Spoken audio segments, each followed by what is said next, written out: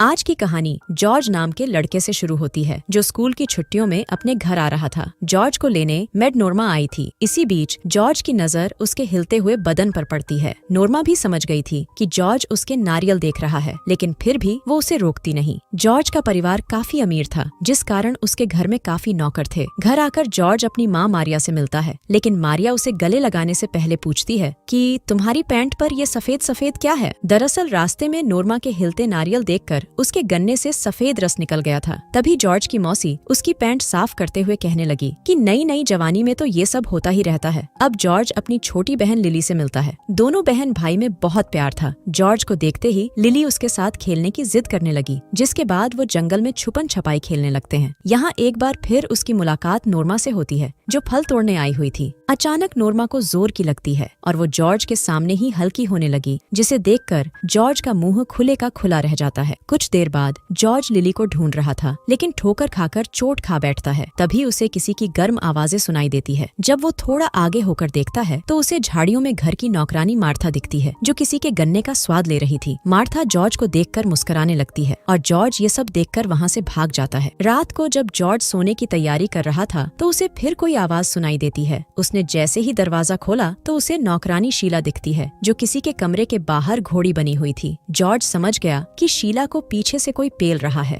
अपनी तगड़ी ठुकवाई करवाकर शीला मटकती हुई जॉर्ज के सामने से निकल गई, पर शीला की गुफा में गन्ना देने वाला आदमी पता नहीं कौन था। जॉर्ज के घर का माहौल कुछ ज्यादा ही खुला था, क्योंकि यहाँ कोई भी कहीं भी शुरू हो जाता है। इसके बाद जैसे ही जॉर्ज सोने लगता है तो उसे अपने बिस्तर में लिली दिखती है, जो वही छुपी हुई थी। जॉर्ज उससे पूछता है कि हमारी मौसी ने शादी क्यों नहीं की। इस पर लिली उसे बताती है, मुझे हेलन ने बताया था कि हमारी मौसी को आदमियों से डर लगता है और उसने अभी तक गन्ने का स्वाद भी नहीं चखा। उसकी बातें सुनकर जॉर्ज का गन्ना खड़ा हो जाता है कि तभी वहाँ लिली की टीचर हेलन आ जाती है और लिली को उसके कमरे में भेज देती है। अगले दिन लिली जॉर्ज को लेकर नदी किनारे आती है। यहाँ उनके घर की सभी नौकरानियां नहाने आती थीं और अपने अपने सीक्रेट बताती थीं। लिली अपने भाई को लेकर छुप जाती है ताकि वो उनकी बातें सुन सकें। लड़कियां बातें कर रही थीं और इसी बीच नदी के दूसरी तरफ से घर के 3 नौकर गुजर रहे थे। लड़कियों को देखकर वो तीनों पौधों को पानी देते देते उन्हें अपने गन्ने दिखाने लगते हैं। ये देख मार्था भी उन्हें अपना तंबू उठाकर अपना पिछवाड़ा दिखाने लगती है, जिसे देखकर तीनों अपने हाथ का इस्तेमाल करने लगते हैं, जबकि जॉर्ज और लिली अभी भी छुपकर ये सब देख रहे थे। कुछ देर बाद शहर से जॉर्ज के पापा आते हैं, जिनके साथ उनकी छोटी बहन एलिस भी आई थी। एलिस सभी लोगों को बड़े प्यार से मिलती है, मगर जॉर्ज को दूर से ही हेलो करती है। ये देखकर जॉर्ज को बहुत बुरा लगता है। तभी लिली अपने भाई का मूड ठीक करने के लिए उसे चर्च में ले आती है। लिली यहाँ प्रार्थना करने नहीं, बल्कि लोगों का कॉन्फेशन सुनने आई थी। पहले नोर्मा आती है और फादर से बात करती है। इसी बीच लिली को कोई काम याद आ गया और वो वहाँ से चली जाती है। तभी फादर के पास जॉर्ज की मौसी आती है। जॉर्ज कन्फेशन रूम के ऊपर ही छुपा हुआ था। मौसी फादर को बताती है कि जब से मैंने जॉर्ज को देखा है तब से मुझे उसी के ख्याल आ रहे हैं। मेरे सपनों में जॉर्ज अपना गन्ना मेरी गुफा में डाल देता है। मौसी की बातें सुनकर फादर को नींद आ गई,